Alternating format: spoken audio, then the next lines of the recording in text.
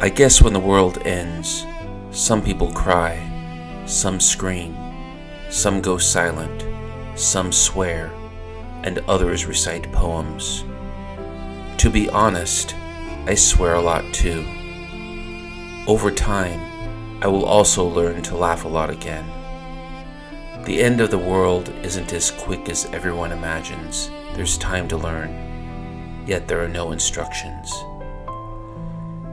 Victoria Amelina wrote these words soon after Russia began its full-scale invasion of her native Ukraine in 2022. These words symbolized the start of a war that would propel her to become a prominent war crimes researcher and ultimately claim her life. Victoria Amelina, maiden name Chalamet, was born New Year's Day 1986 in Lviv, a city in what was then the Soviet Union and would later become part of an independent Ukraine. After moving away and spending some of her youth in Canada, she returned with her family to Ukraine. She eventually earned a computer science degree and began working an IT job. She would later get married and give birth to a son. In 2014, the year the war in Ukraine's Donbas region and Russia's illegal occupation of Crimea began, Victoria embarked on a new career as a writer. She received critical acclaim for her first novel, The November Syndrome, or Homo Capadiens, and received additional recognition and awards for her novels, children's books, essays, and poetry. In 2021, she founded the New York Literary Festival in the aptly named village of New York in eastern Ukraine's Donetsk region. What seemed like an idealistic life for Victoria and her family was soon shattered by a new harsh reality. Breaking news right now, Russia has attacked Ukraine. These are among the darkest hours for Europe since the end of World War II.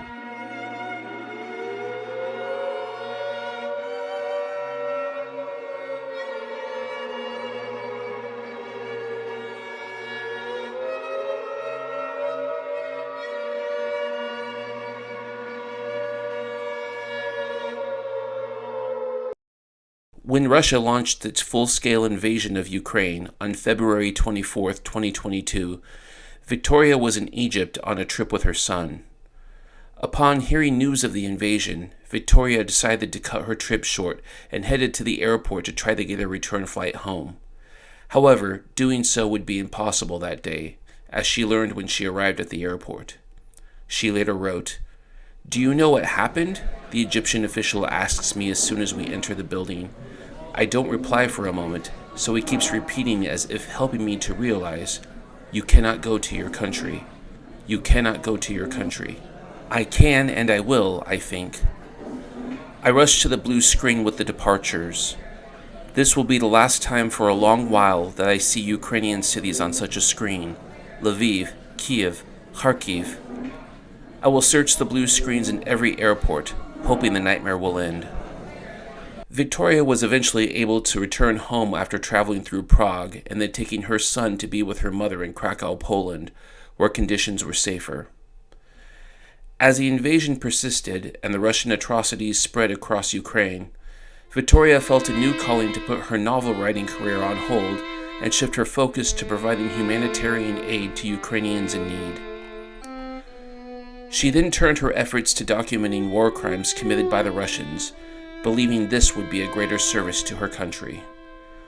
"The quest for justice has turned me from a novelist and mother into a war crimes researcher," she would later write. She would often travel to newly liberated areas of Ukraine that had been recaptured by Ukrainian forces and talk to victims and eyewitnesses to record their testimonies of the crimes they had witnessed and endured while living under Russian occupation. Each account of kidnapping, torture, or murder that she heard was recorded in painstaking detail. She worked with Truth Hounds, a Ukrainian human rights organization founded in 2014 to document Russia's war crimes. The evidence collected by the group is intended to be used to hold Russia accountable for its war crimes against humanity and has already aided authorities and prosecutors in bringing some of the perpetrators to justice. When documenting these crimes, Victoria wanted to cover what the media often overlooked. In an essay she wrote for The Guardian, she explained, "There were silences instead of the much-needed stories, and where there's a lack of true stories, there is a lack of trust. She performed some of her most notable work in the Izium region in northeastern Ukraine's Kharkiv Oblast. She learned of the torture chambers and mass graves of victims that were located around some of the previously occupied villages, and recorded many of the harrowing accounts of the witnesses and survivors of these atrocities. You talk to one witness, and he or she tells you about another one, and it's so crucial and so horrific that you cannot stop. You have to document it as soon as possible, she told The Guardian. In addition to the emotional toll of hearing the testimonies, Victoria faced other daunting challenges while documenting war crimes. She told NPR, "When you talk to survivors and eyewitnesses, these are people who are, first of all, deeply traumatized. Their memory keeps jumping from one place to the other." During her interviews, she would often ask people questions like what they were wearing or what the weather was like the day of a particular incident to try to help them remember other details more clearly. Another one of Victoria's most important contributions during the war was helping the family of slain Ukrainian children's author Volodymyr Vakulenko locate his buried wartime diary. He began writing the diary to document the atrocities committed by the Russians when they temporarily occupied his village of Kapitolivka. He later decided to bury the diary under a cherry tree in his backyard garden to prevent it from being taken and likely destroyed by the Russians. Soon after burying the diary, he was kidnapped from his home on March 24, 2022, and murdered by the Russians. His body was found nearly 2 months later in this mass grave in a nearby forest when Ukrainian forces liberated the region. He had been shot to death.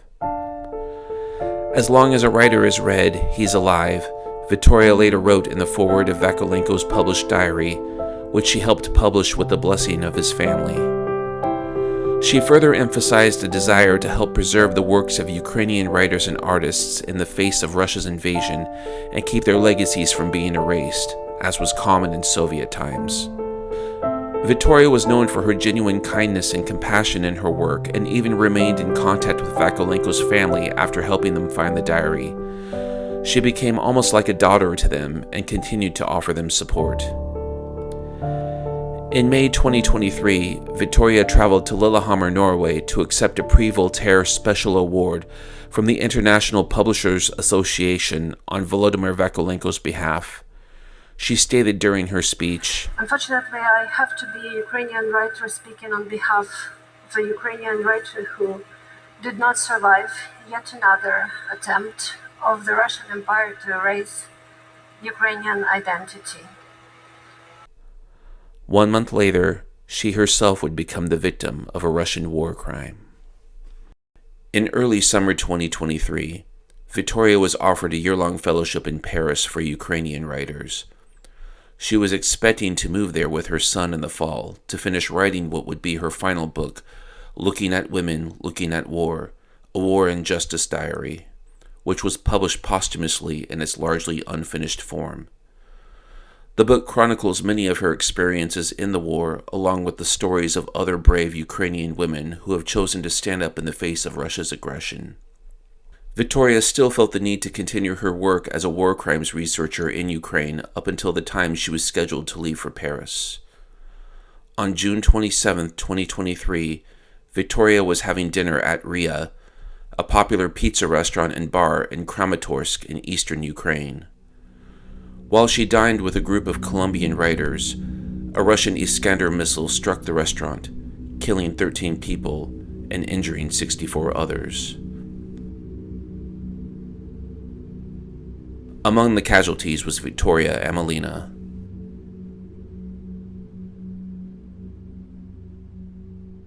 Others at her table suffered minor injuries, but Victoria sustained head trauma from the blast and immediately lost consciousness. She was rushed to a hospital in Dnipro, where she died from her injuries 4 days later on July 1st, coincidentally Volodymyr Vakulenko's birthday. Victoria Amelina was 37 years old. She left behind a husband and 12-year-old son.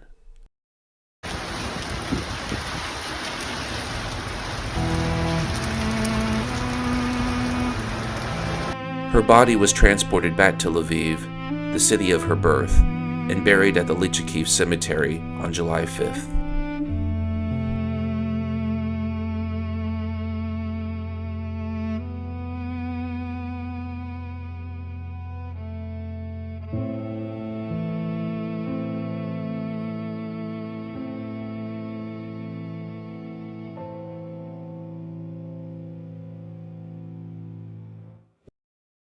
In another shocking coincidence, I went to a section of that same cemetery while I was in Lviv and captured these images on June 26, 2023, just one day before the attack that would take Victoria's life.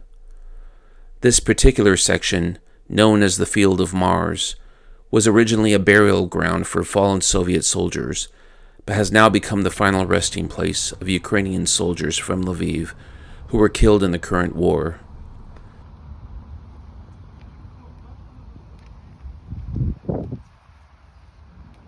These fallen Ukrainian defenders add to the growing list of Russian war crime victims.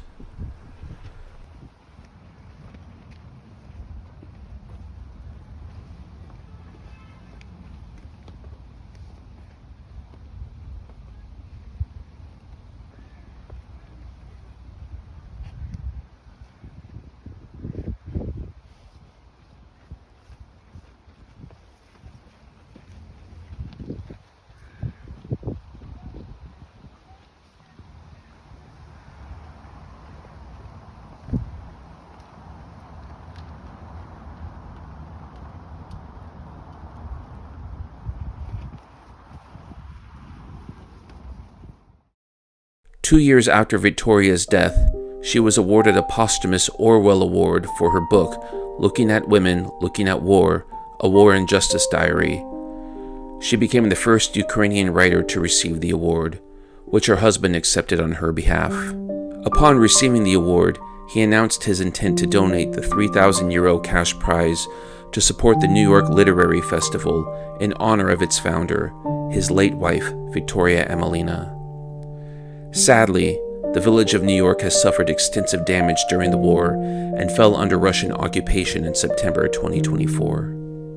In March 2026, a Ukrainian man from Kramatorsk was sentenced to life in prison for helping the Russians plan the attack that took Victoria's life. Earlier in the evening of the attack, he recorded people and vehicles at the restaurant and transferred the details to his handlers. He indicated in his communications that Ukrainian military personnel may have been inside the restaurant, giving the Russians more incentive to strike, though they've never needed an excuse to hit a civilian target. Since her death, many of Victoria's colleagues have expressed their admiration, not only for her work, but for who she was as a human being. Irina Karpa, a fellow Ukrainian writer who knew Victoria, told Deutsche Welle, "There was so much strength in this fragile young woman, so much depth and talent, and above all, kindness. I don't know how she managed to do what she did, to look into the eyes of people who suffered at the hands of the occupiers, and calmly write down what no one can listen to calmly."